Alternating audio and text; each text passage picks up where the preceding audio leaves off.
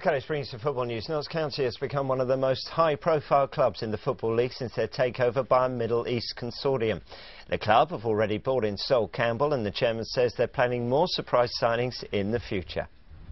7 weeks into his new job, and Notts County's chairman is promising to carry on surprising people.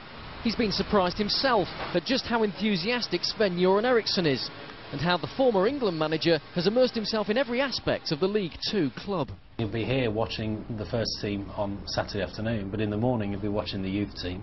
On Sunday morning you'll be watching the under-9s and under-10s. And not because it's part of his job description, because he wants to do it.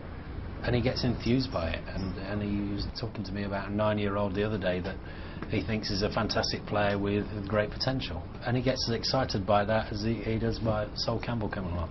Trembling admits he had a lot of scepticism to overcome when he first approached Eriksson. We approached his agent, Atul Still, and to be frank, Atul's reaction was Sven's not going to come to Notts County. But since then he's brought in Kasper Schmeichel and beaten off Premier League competition to sign Sol Campbell. Trembling says more big names will follow.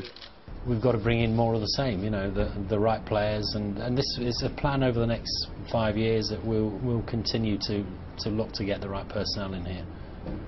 So I'm sure there will be a few surprises. Notts are 5th in League Two, but could go top with a win over Burton Albion. Trembling says they have no automatic right to expect promotion. If we were 5th in the table come the end of April, beginning of May, then you've got to question where it's gone wrong. We'll be in the playoffs then, I guess. But, you know, it's an early start. It takes time for a team to gel together. At the same time, you know, we're in a competitive league. There's some good teams in this league. There's some good players and some very good management teams. And, you know, we've got to compete with them. Sven wants to see Notts in the Premier League by 2015.